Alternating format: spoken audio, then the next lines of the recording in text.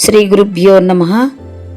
శ్రీ అమలాంబ సమేత నిజగురు అనుభవానంద సద్గురు సార్వభౌముల వారిచే విరచితంబైన అచల సాగరము మిత్రకందార్థముల నుండి 9వ అధ్యాయము అచల లక్షణం నుండి ప్రథమ కందార్థము. గురువుగారు అంటున్నారు: పుట్టదు గిట్టదు అచలము, పుట్టించదు ఎరుకనిపుడు బ్రహ్మాండములన్, దిట్టముగా నిండి అంతటా ఇట్టిది అని చెప్పుటకును ఎరుక లేకుండు, తన్మాత్రాల నెరుగా రాకుండు.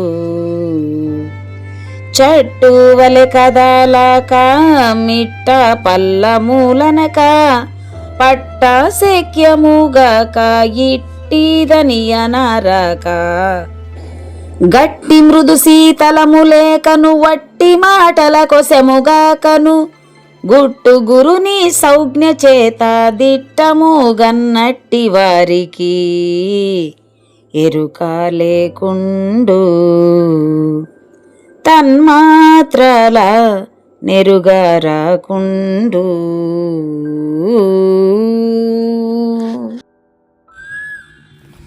జై నిజ గురుభ్యో నమః. అచల సాగరం అను గురు శిష్య సంవాదం 2వ తరంగం. ఇప్పటి వరకు 96 మిత్రకందార్థముల ద్వారా సభా విజ్ఞాపనతో మొదలు పెట్టి అమనస్కం వరకు బోధను తెలియజేశారు. పరిపూర్ణ సిద్ధాంతరీత్యా చేసి బాలుడు అని ఇప్పటి వరకు చెప్పాను. కానీ ఈ బోధ కాదు నాయన కావలసినది, నీకు తెలియచేయవలసినది, నిన్ను లేకుండా చేయవలసినది, నీ భ్రాంతి రహితం చేసేటువంటి బోధ ఉన్నది నాయన.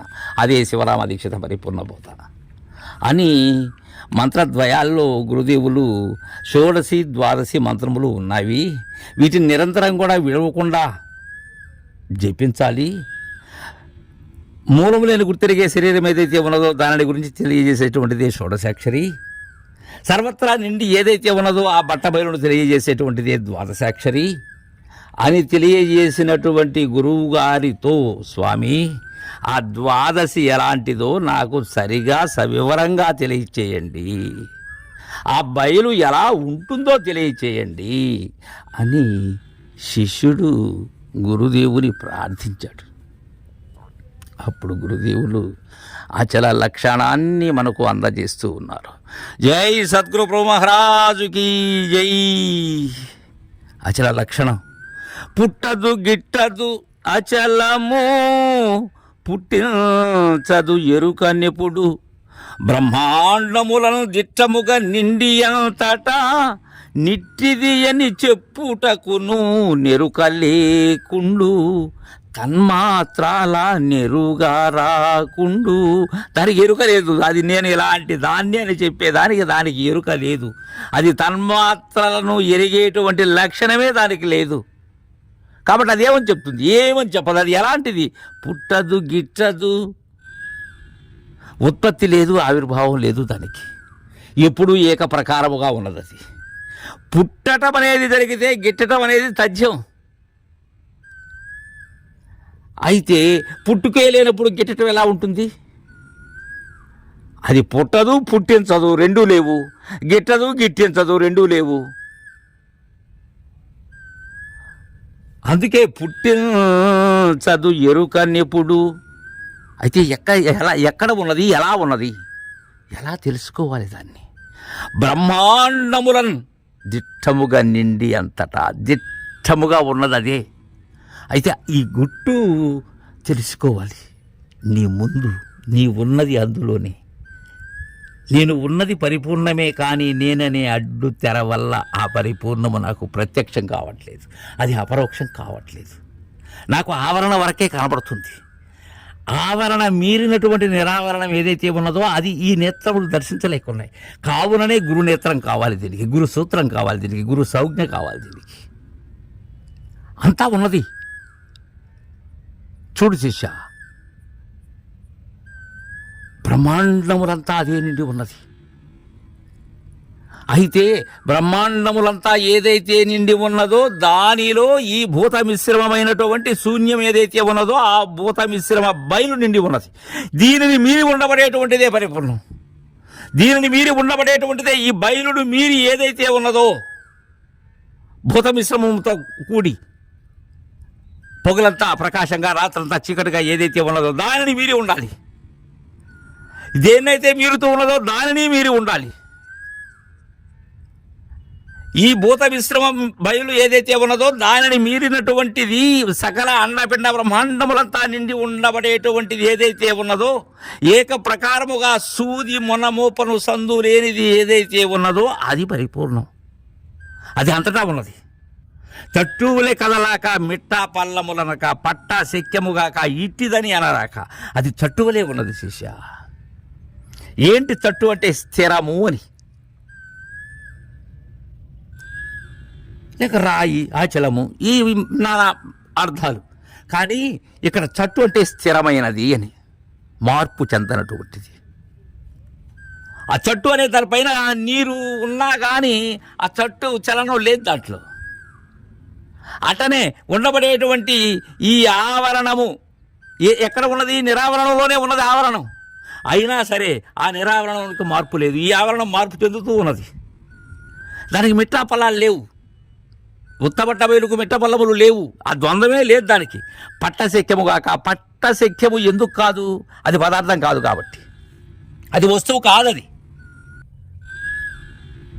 ఇది ఎలాంటిది? అది ఎల్లవేళలా ఎల్లకాలములా ఏకరీతిగా ఉండబడేటువంటిది.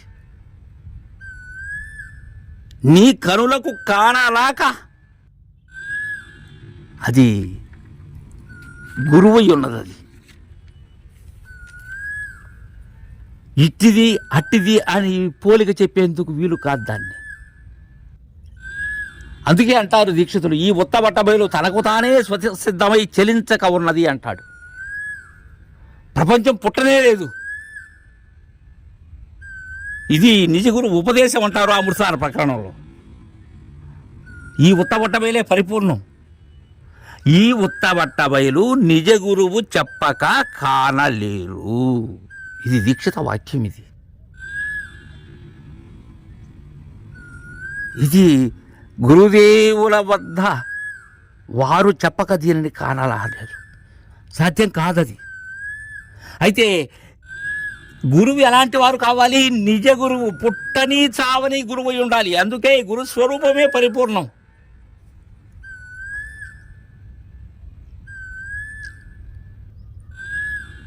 అహంకారం అయి ఉండేటువంటి గురువు దీనికి పనికిరాడు. అంటే శరీరం అయి ఉన్న గురువు దీనికి పనికిరాడు. ఎందుకని? అది పట్ట శక్యము కానిది, ఇట్టిది అట్టిది అనరానిది. గట్టి మృదు శీతలము లేకను వట్టి మాటల కుశము కాకను గుట్టు గురుని సౌజ్ఞ చేత దిట్టము గన్నట్టి వారికి ఎరుక లేకుండు తన్మాత్ర నెరుగ రాకుండు. దానికి గట్టితనం, మృదుత్వం, శీతలత్వం ఇవి లేవు దానికి. అది పదార్థం కాదది. తన్మాత్ర సహితమైనటువంటిది కాదది. అయితే వట్టి మాటలకు వశమవుతుందా? ఎప్పుడు వశమే కాదది. వట్టి మాటల చేత వీలయ్యేటువంటిదే కాదది. వట్టి మాటలకు ఏది వశమవుతుంది? చైతన్య స్వరూపిణైనటువంటి మాయ వశమవుతుంది. అంతేగాని పరిపూర్ణము మాటలకు వశం ఏది కాదు. పలుకులకు అందనటువంటిది పరిపూర్ణం. అయితే ఇది ఎవరు దర్శిస్తారు దీన్ని? గట్టి గురుని సౌజ్ఞ చేత దిట్టము కన్నట్టి వారు అశరీరులు. గట్టి గురుడు గుట్టు గురుని సౌజ్ఞ చేత. ఈ గుట్టు ఎలాంటి గురుడు చూపగలడు? దిట్టమైనటువంటి గట్టి అయినటువంటి గురుడైతేనే ఆ సౌజ్ఞ అంత చేయగలడు. అది గట్టి సౌజ్ఞది. అది గురువు గూఢమది. అలా దిట్టం కనాలి. అంతా ఏదైతే ఉన్నదో దానిలో లేనిది లేశమంతా లేదు అనేటువంటి సౌజ్ఞ కనాలి. అలా భావించాలి. అలా బోధ ద్వారా దృఢీకరణ చెందాలి. అప్పుడు అది అచల లక్షణం. ఎందుకంటే శిష్యునికి బోధ ద్వారా అందచేయాలి. కావున ఇక్కడ పలుకు, లేకపోతే లేదు పలుకు. చూపాలి కదా గురు శిష్య న్యాయం కదా శివరామ దీక్ష సిద్ధాంతం.